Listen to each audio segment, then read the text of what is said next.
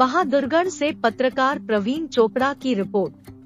समिति ने बेटी प्रियांशी के जन्मदिन पर महर्षि दयानंद पार्क में पौधारोपण कर दिया, पर्यावरण बचाने का संदेश। बहादुरगढ़ से पत्रकार प्रवीण चोपड़ा की रिपोर्ट।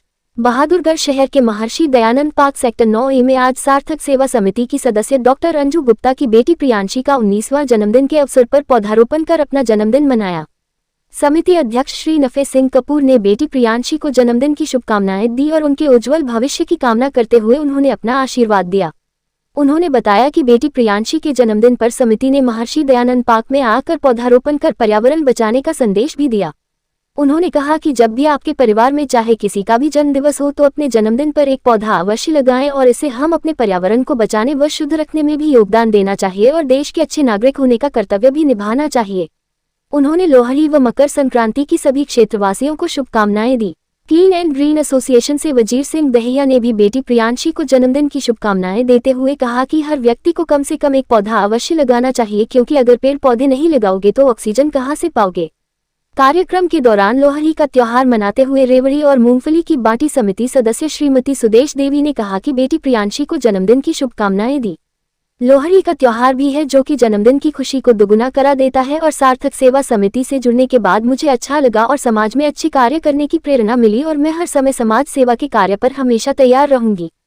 वही सार्थक सेवा समिति अध्यक्ष श्री नफे सिंह कपूर, वजीर सिंह दहिया, अशोक गुप्ता, डॉक्टर अंजू गुप्ता, सुरेश सुदुजा, राज बालाजी और सार्थक परिवार और क्लीन एंड ग्रीन एसोसिएशन ने बेटी प्रियांशी को जन्मदिन की शुभकामनाएं व बधाई दी और उनके उज्जवल भविष्य की कामना की। रीति रिवाज ही बना लिया कि सार्थक परिवार में जिस किसी का भी कोई जन्मदिन हो, कोई और खुशी की बात हो, तो खाम खा के ये केक काटना, ये करना, वो करना, उसकी बजाय कोशिश करते हैं कि पौधारोपण पे जोर दें। क्योंकि अगर किसी ने कभी पौधे लगाए थे तो आज हम जिंदा हैं, सांस ले रहे हैं, लेकिन जो आज सांस लेने में भी दुविधा पैदा हो रही है, और अगर हम ये पौधारोपण पे जोर नहीं देंगे तो आगे वहाँ आने वाली पीढ़ी जो है ना तड़प तड़प के मर जाएगी। सांस लेने के लिए हवा मिलेगी नहीं, ऑक्सीजन मिलेगी नहीं जी। तो इसलिए हमारा जोर यही रहता है कि कोई दूसरा किसी भी तरह का कार्यक्रम करने की बजाय अपना पौधारोपण पे जोर दें, ताकि जो है ना हम पर्यावरण को अपने रहने के मुताबिक कर सकें और आने वाली पीढ़ी हमें कम से कम ये कहे कि यस, हमारे लिए भाई किसी ने किया था तो आज हम जिंदा हैं। अदरवाइज तो जो है ना वास्तविकता है ये कि आज पीछे जैसे अभी आपने कोरोना के टाइम में देखा होगा जी, बगैर ऑक्सीजन के कितने लोग मर गए। तो जब अब ये हालात थे, आगे आगे तो और बुरे हालात होने हैं, जंगल के जंगल काट दिए जाते हैं तो आगे जो है ना 10, 20, 30, 50 साल बाद तो सांस आने के लिए हवा मिलेगी नहीं। तो बस इसी पे हमारा जोर है। हालांकि सार्थक सेवा समिति के तहत हम और बहुत कार्य करते रहते हैं। अभी जैसे हम भट्टों पे जाते हैं, अभी जो है ना कल भी हम मकर संक्रांति जो है ना एक भट्टे पे ही मनाएंगे।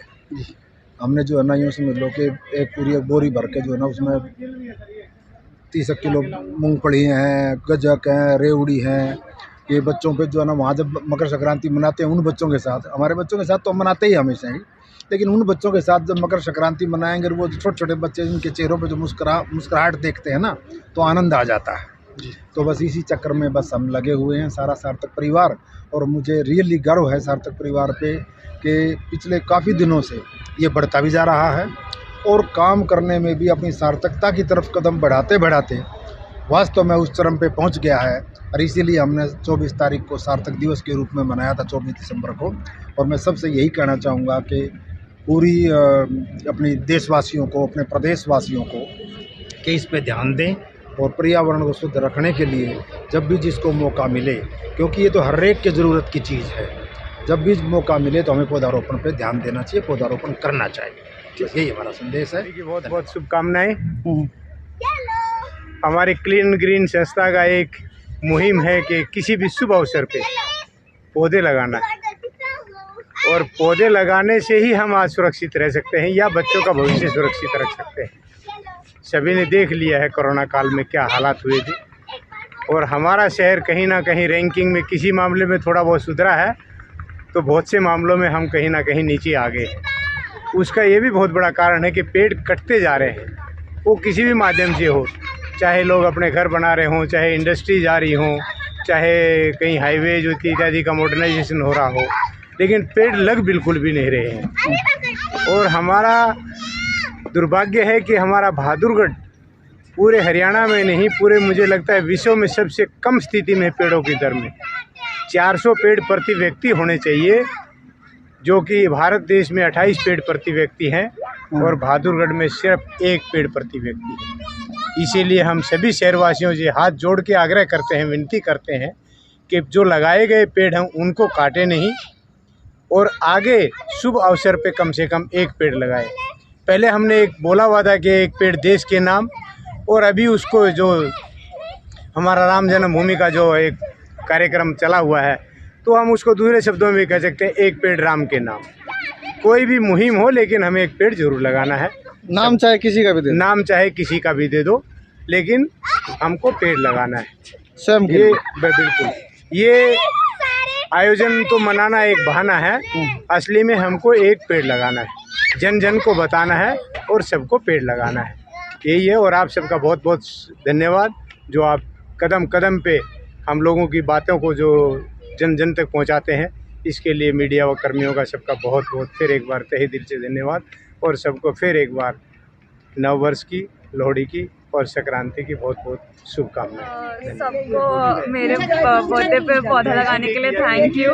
और इससे बढ़िया कंट्रीब्यूशन क्या हो सकता है हमारे इन्वायरमेंट को कि हम हर एक दिन हर एक स्पेशल दिन एक पौधा लगाएं। हमारी इन्वायरमेंट को जो अभी बहुत ज़्यादा पोल्यूशन से परेशान है, उसको थोड़ा और मतलब उसको हम ट्रीट करें एक तरह से, उसको हम और रहने लायक एकदम खुशहाल एकदम अच्छा सा बनाएं। यही संदेश देना चाहूँगी कि आजकल जो हम लोगों ने विदेशी तरीका था वो सब लोगों ने छोड़ दिया है और हम लोग हरियाली की तरफ जा रहे हैं, प्रकृति की तरफ जा रहे हैं। तो पहले हवन शांति कर कर, मंदिर में दर्शन कर कर और फिर हम लोग पेड़ पौधे लगाते हैं और यहीं पर हम लोग अपने साथियों के संग, परिजनों के संग जन्मदिन को मिठाई खाकर और फल फ्रूट्स के संग में हम मनाते हैं। और सब लोगों को यही संदेश देते हैं कि हमारी संस्कृति को बढ़ाएं, पर्यावरण को सुरक्षित रखें, स्वस्थ रखें। और आज हैप्पी लोहड़ी भी है और संक्रांति भी है, तो हमने रेवड़ी गजक बांट के और ये त्यौहार की शुरुआत भी करी है। मीठे रहें, स्वस्थ रहें। सबसे पहले सबको हैप्पी न्यू ईयर और उसके बाद बेटी जिसका ये बर्थडे सेलिब्रेशन है, way God bless, always blessed और सुख समृद्धि पढ़ाई में जिसमें आगे निकलते चलो। हमारा हर वक्त आपके साथ आशीर्वाद। नया साल शुरू होते सबको 1 जनवरी की 13 तारीख की याद इंतज़ार रहती है। ये एक बहुत अच्छा त्यौहार है, एकता का प्रतीक है और ज़्यादातर पहले तो ये पंजाब में ज़्यादा, लेकिन हर जगह पे ये मनाया जाता है, सबको इंतज़ार रहती है। और आने वाली फसल के लिए शुभकामनाएं हैं। हम इकट्ठे मिलके लोहड़ी जलाते हैं, उसमें हम मूंगफली, रेवड़ी ये सब आहुति देते हैं, इसलिए कि हमारी फसल आगे के लिए और ये देश और हमारा परिवार इसी तरह सुख समृद्धि से आगे बढ़ता चला जाए, दिन दुगनी रात चौगनी उन्नति करता चला जाए। और उसके लिए तो ये हमारे पत्रकार जी ही हैं जो हमें देश विदेश की खबरें देके हमें आगे ले जाते हैं, इसलिए इनका बहुत बहुत आभार है। हम इनको पौधारोपण किया गया है, क्या संदेश देना चाहेंगे? पौधारोपण का संदेश यही है कि हमारा वातावरण शुद्ध रहे, एकदम पर्यावरण हरा भरा रहे, आने वाली जनरेशन खुश रहे और किसी प्रकार की कोई मशीनें से सांस लेने की जरूरत ना पड़े।